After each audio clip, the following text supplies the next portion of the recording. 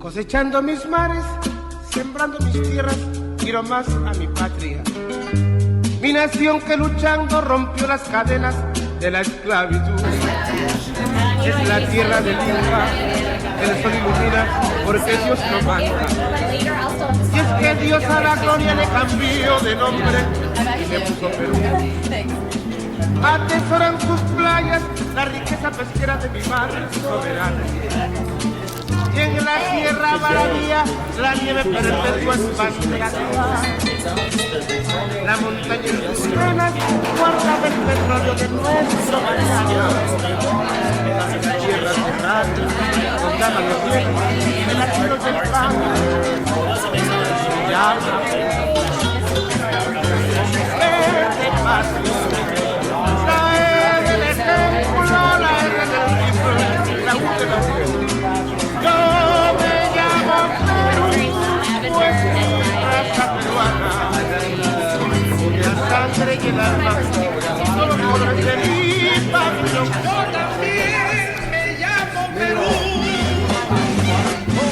eres patria, la E del ejemplo, la R del rifle, la U de la unión. Yo me llamo Perú, pues mi raza peruana.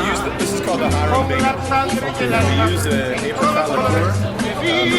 liqueur, pisco, little bitters, lime juice, and we soak the apricot and again the pisco. It's a wonderful, refreshing cocktail.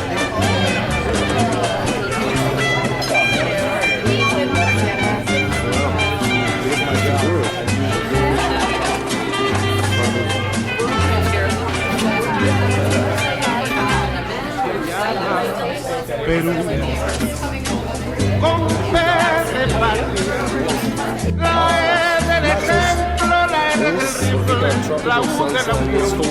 Yo me llamo Perú, es mi raza peruana, con la sangre y el alma. In my country is called choros a la Yo chalaca. también Okay, what do you me display? llamo Perú.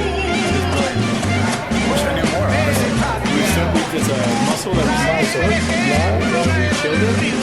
something kind of soupy with the salsa mixture there. That's it. That's good, right? Lime, corn, Yeah, it's tomato. Yeah, no, yes. Little chili too. Yeah, which one of the onions?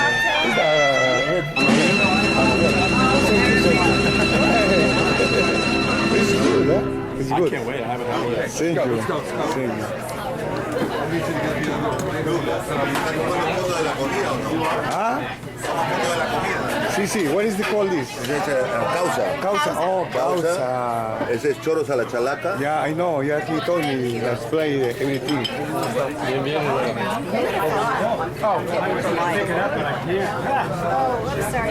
Delicious. This is the fish. Causa with fish. Oye, compadre, Pepper, oh my God. Oh, sorry. It's empanadas. Oh, Empanadas, yes. yeah.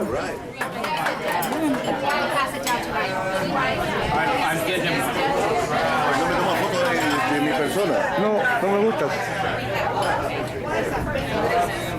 Es empanada.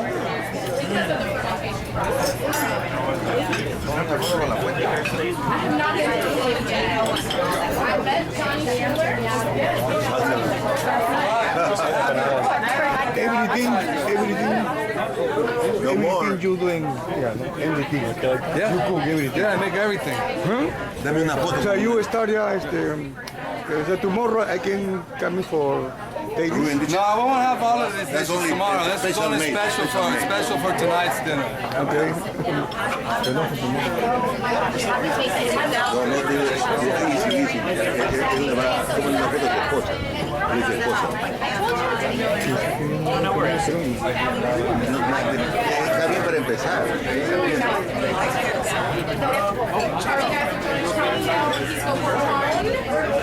Good. Douglas, uno de estos. Thank you very much. Thank you. Very kind.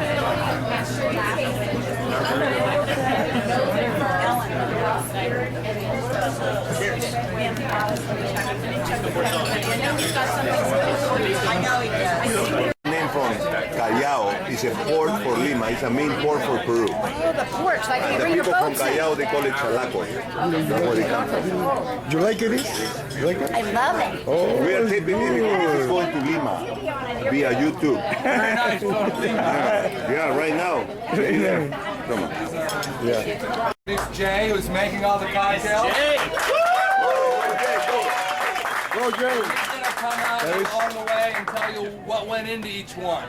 So this is the Hiram Bingham, and he will give you the finite details of what that was. Well, it's good to see you guys. Thank you for coming out tonight. This is a really good turnout. So I hope you guys are enjoying it so far. Cocktail number one, the Hiram Bingham. It has apricot liqueur, quebranta pisco, fresh lime juice, a little bit of aromatic bitters, fresh mint. Shake it all up, strain it into the flute, and then we top it off with a brut sparkling wine. A little bit of dried apricot on top, that's what was on the skewer, and we soaked that overnight in quebranta pisco, cane syrup, so it kind of soaked up all those flavors. So hope you guys enjoy. Cheers. Thank you.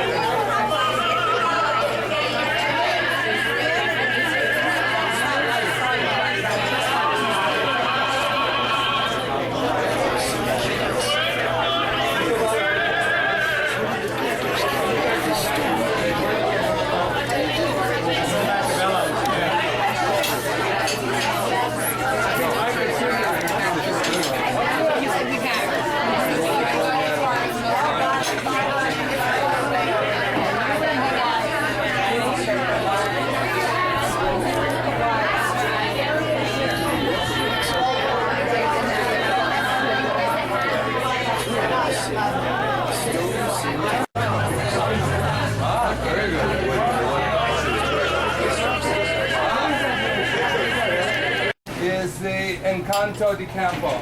Campo de Encanto. Campo de Encanto. Encanto de Campo. Campo de Encanto. Yeah, you see that? Now, we have what we're going to be serving with this is a trio of Peruvian ceviches. Oh my And God. ceviche is very popular in Peru. They have it everywhere, the cevicheria. And a lot of different styles, and a lot of different ingredients that are very much different than Mexican ceviches. You very rarely will see tomato in Peruvian ceviche, but you'll see potatoes and corn and things like that. So we have the yellow ceviche, or the ceviche amarillo, and we made this one with lemon juice, and it has sweet potato and corn as the main ingredients, with some onion and ají amarillo. We're then serving the second one, which is ceviche. Which one is the second one? the ceviche negro, which is a black ceviche. In Peru, there's the clam they call almejas negro, which is actually a black clam. When you open it up, inside the meat is black, the juice is black, and it's used in making this special ceviche.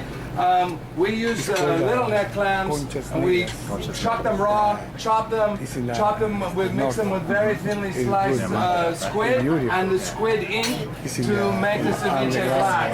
And it's mixed with lemon juice and ginger. It has soy sauce, fish sauce. So this has a Asian twist to the Peruvian ceviche. The last ceviche is the ceviche verde, which is the green ceviche. We did this with mahi-mahi, and it's marinated with cucumber, celery, and onions, and then it is mixed with a puree of cilantro, parsley, green onions, and mint. that has some green onions sprinkled on top, and the ceviche negro has toasted corn nuts on top of that. Now, serving with this, which is what you would get in a lot of cevicherias, is what they call the Pisco leche con tigre, which is the tiger's milk.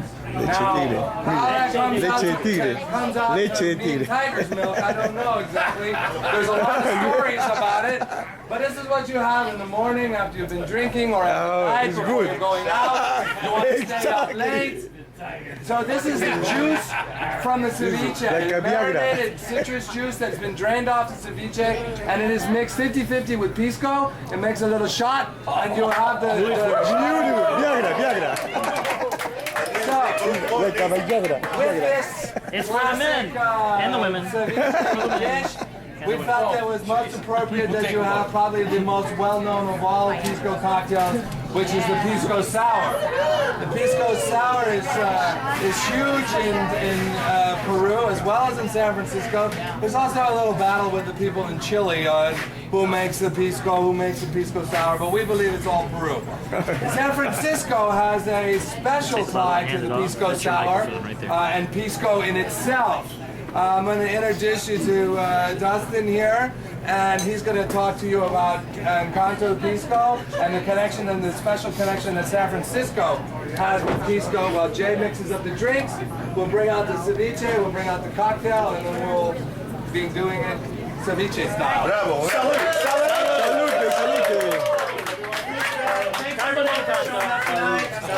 Thanks everyone for coming out on a hot summer day. It's boiling hot out here in Walnut Creek. We love it.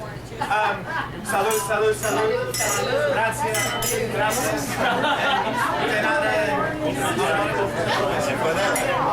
So listen, so we want to say thanks very much for coming out and enjoying a Pisco dinner with us. I think the most important thing you come away from tonight is how to pronounce Pisco. Yes. Listen, I hear Pisco all the time. Listen, I'm coming out of San Francisco, and San Francisco is all about peace and love and harmony, right? So it's not, I hate drinking piss. It's disgusting, okay? I want peace and happiness in this world, especially when we're drinking and eating phenomenal ceviche, which is about to have to show us. It's peace. Go. All together. 1, 2, 3. Pisco. Love it. So listen, one more time. 1, 2, 3. Pisco. Yeah, so Pisco. So because you're feeling better about yourself, the world's correct again, there's no bad economy, your stomach feels good, the throat is warm, everything is wonderful. Yeah, okay. So let me introduce you to the proprietor of Comida Encanto. As Porton, what amazing spirit Porton is. They're brand new to the planet as well, 4 months. We just celebrated our 1-year anniversary. We're super excited. Yeah. It's mostly his fault, but it's all his fault why we have this great spirit in front of you. Number 2, Comida Encanto. So I'm going to first introduce you to Walter. We're going to talk about why we were so drunk during the gold rush era in San Francisco and why Pisco was so important during that time. Salud.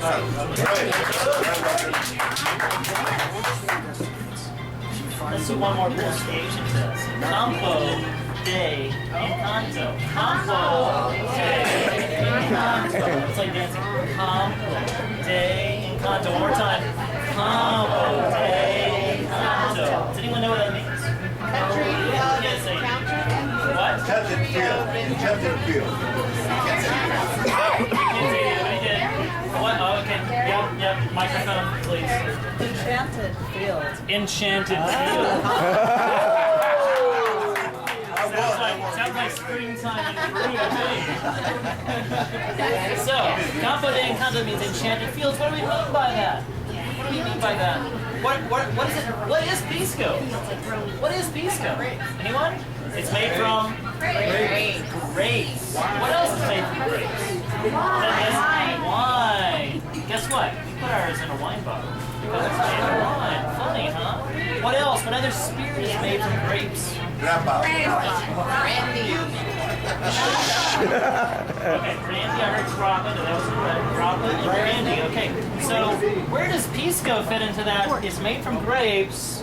Is it grappa? Is it brandy? Where is it? Is it here? Brandy or grappa? What is it? Is it Pisco? Okay, Pisco is first, right? It's the first distilled. It's an eau de vie. It's wine. We make the wine. We distill a little bit, right? we're going to talk a little bit more about that, but I just want to make sure you understand this is from grapes. Okay? Let me tell you about the history. This gentleman's going to tell you a little bit about production, maybe in between, or right after. Pisco in San Francisco are like this. Once again, right? Before Prohibition, Pisco was the most important drink in San Francisco. Pisco. Why is that? How is that? How is that? That's weird, huh?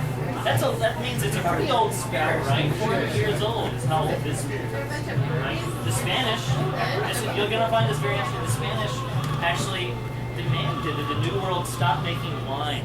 They were making lots of wine, they're having a good time in Peru. We start shipping it back to the Old World. The Old World's like, what the? What are you doing? You're shipping us wine? You're our market. We should be shipping to you. You're not shipping back to us, right? It's like right now, their economy was suffering. They're like, what the hell are you doing? So they said, King, no more wine. No more wine produced Pisco. And they had to do something with those grapes. It's ingenuity, right? That's what Pisco is. You got to think about Peru, also like Egypt, right? It's one of the oldest civilizations in the world. It's enchanting. Peru is enchanting. Who's been to Peru? You've been to Peru? Again, you don't count.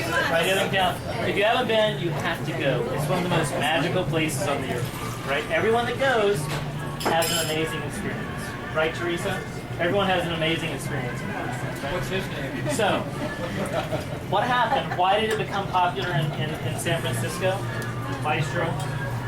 Well, so listen. Oh, you're going to say it. Well, yeah, go ahead. I can just Well, I mean, we have to think about like the 1850s and the gold rush era. There was no Panama Canal, right? So you had two choices to get to gold. You either crossed the country in a wagon, or you went around the Cape. So as you're going around this gigantic continent down here, you had to stop into the port of Pisco to get your supplies, right? I mean, your clothes, your pineapples, your citrus, and these goofy clay pots full of this earthen spirit that were made by the people there.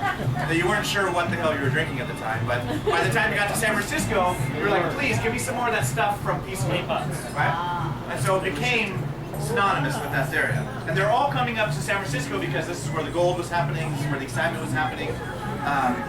And people were tired of drinking rum over the East Coast, you know, the Caribbean. It was very at that point. It was very taxed. Pisco Punch. Does anyone know what the Pisco Punch is and why it was so infamous? Pisco Punch. No? No one knows? Has anyone been here to San Francisco from here? You know where San Francisco is? The better restaurants you have more great. Yeah, really, Does anyone know what this building is right here? Yeah. Trans-American building. Look a little closer. Is there something else in that picture? Does anyone know what that is? That's just the most famous bar ever inhabited the peninsula of San Francisco. It's called the Bank Exchange. You can pass the book around. Check it out. That Bank Exchange, every big deal in San Francisco was made there. Tourists went there for what? The Pisco Punch. The Pisco Punch. It was infamous around the world. It was world famous. If you look at the back of our bottle, we'll pass this bottle around. We have a picture of 1938 San Francisco when they tried to revive the infamous Pisco Punch, the secret recipe. The secret recipe went to the deathbed of its creator, right? Went to his deathbed. It was a national tragedy. It was world famous. And this recipe was lost forever. Look at the back of this label. At the very top of that building, it says world famous Pisco Punch because it was. Herman Melville wrote about Pisco. Frederick Kipling, Samuel Clemens all wrote about the effects of the Pisco Punch. You were only allowed two Pisco Punches. It was also the most expensive cocktail of its time. It was 25 cents. And everything was 5 or 7 cents, right? You got a shot of beer for 7 cents. That's the gentleman that made the world famous. Duncan Nicholas. And we don't, what is it? 2 bits. I mean, come on, that was a little bit. That was a little bit much. At the bottom of this label here, you'll actually see that we believe that's the original Pisco Punch recipe right there. It was later discovered by this gentleman and other scholars that believe this is, if it isn't, it doesn't really matter, right? But we believe this to be the original recipe. Guillermo Toro Lira, who's one of the historians, so I'll pass this book around. He's done all the research. He's verified this is probably the Pisco punch recipe, rediscovered many years later. That's why San Francisco and Peru are like this. The gold rush brought all the Peruvians and everything that was associated with the gold rush up here, including people, including products. We ship it back down. The ships could get out of the harbor because most of them were sunk because all the sailors would jump ship and go up the American River because they were so gold crazy, right? So there were no sailors able to sail these ships up. I think I've used a lot of my son here. Carlos should talk a little bit about production. Let's talk about production real quickly on the Pisco punch. We're moving into the Pisco sour as our cocktail coming up though. But why it was so famous, the history, or the story is that you're only allowed to have 2 Pisco punches. And then you had to get up from your stool and walk around the block. If you made it around twice, you could have another one. Right? So after this next course, everyone's going to have to walk around.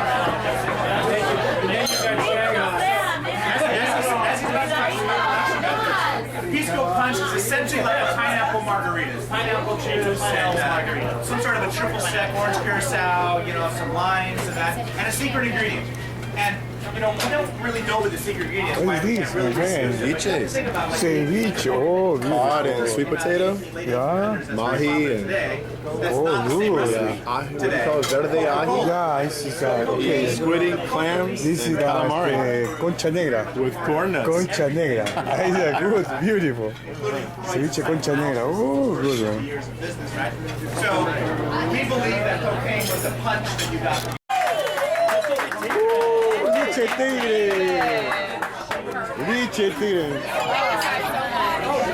Sorry. A ver, my friend. Leche tigre, see? Yeah. What do you make it? I think chef used the ceviche, the milk of it, from the cod and the sweet potato. Oh, and then good. used the pisco. Pisco, And good. just built it in a shot glass. We can the pisco. I'll show you how you drink it, okay? Like Oh, this. good. Quebranta. Leche tigre. Oh, good.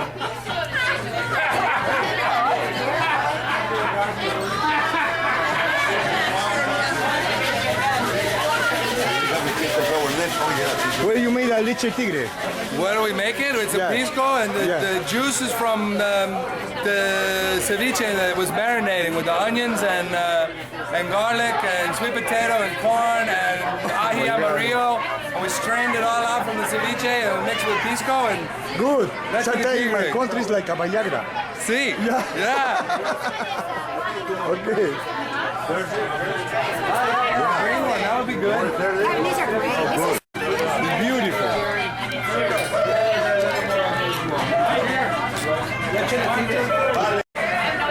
Good.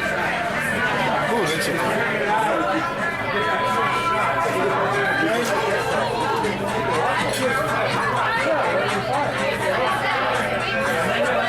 Very good. Pisco sour. Where is the ingredient in pisco sour, my friend? What's that? No. What's that? The pisco? The egg white? Pisco sour. Lime juice? Egg white. It's good. It's better than That's the only way to have it. yeah, because normally when it's the normal egg, you need use one egg. It's good. Egg white is good. It's so sustainable.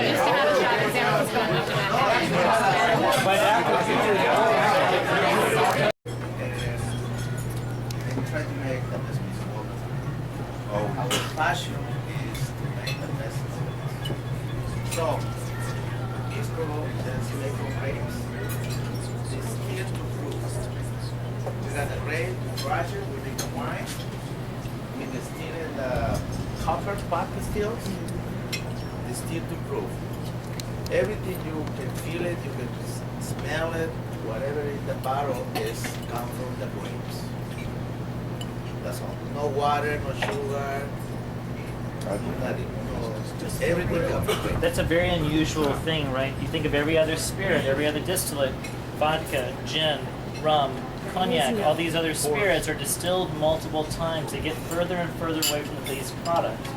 So they're not as pure as Pisco. Pisco is the purest spirit in the world. Yes.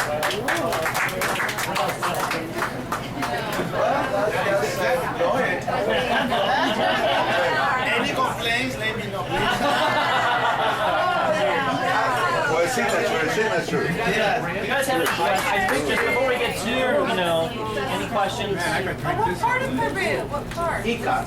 Ica is a city, Estado Lima, like 150 miles south. No. It's just right in the middle. Primary place is to make the best bread. Yes. It's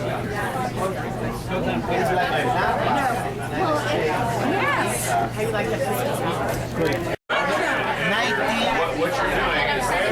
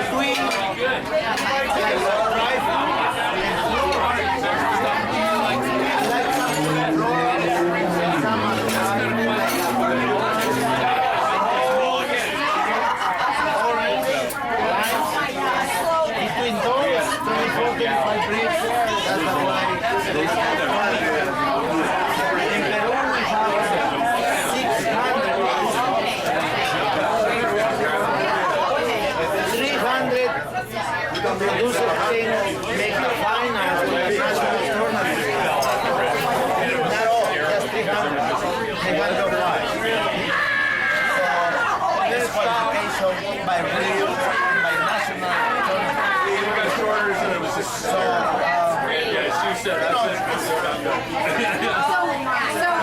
you're saying the breaks are about 26.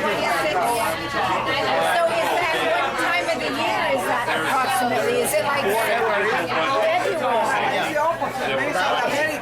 right. That's right. Yeah. I'm the lucky one. I spent 2 summers in this one. Summertime, December, to have the harvest ready. Yeah, we were wearing harness, so we'll back to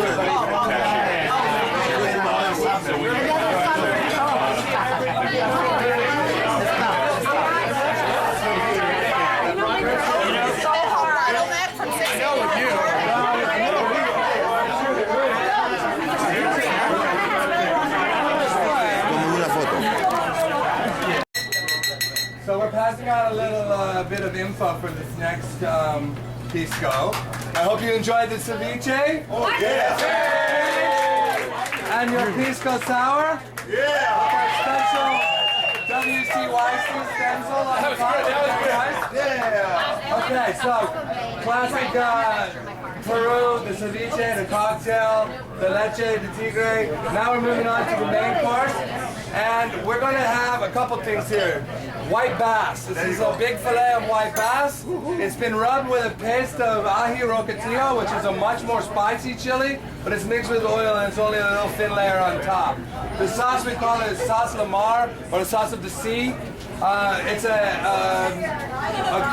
cream-based sauce, but it's made from cuttlefish, octopus, lobster, shrimp, white wine, a lot of aromatics, grapefruit juice, ginger, and grapefruit zest. It's all cooked down together with some tomato, slowly simmered and strained and poured over the fish that's been also covered with little bay shrimp.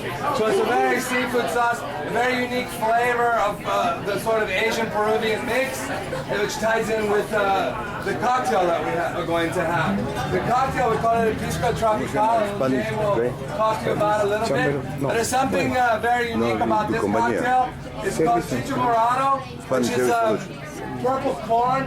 It's a very, very typical drink of Peru.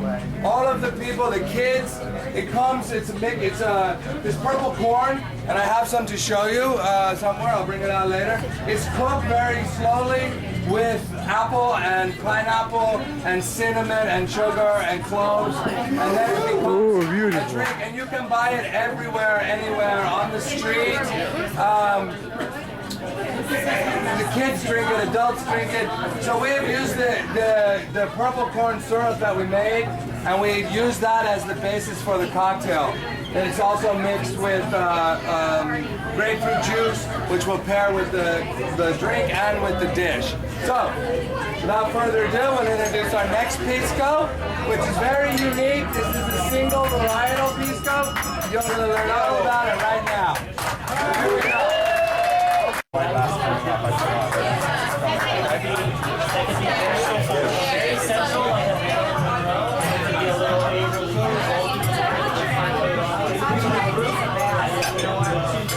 No sé, hay más sumas.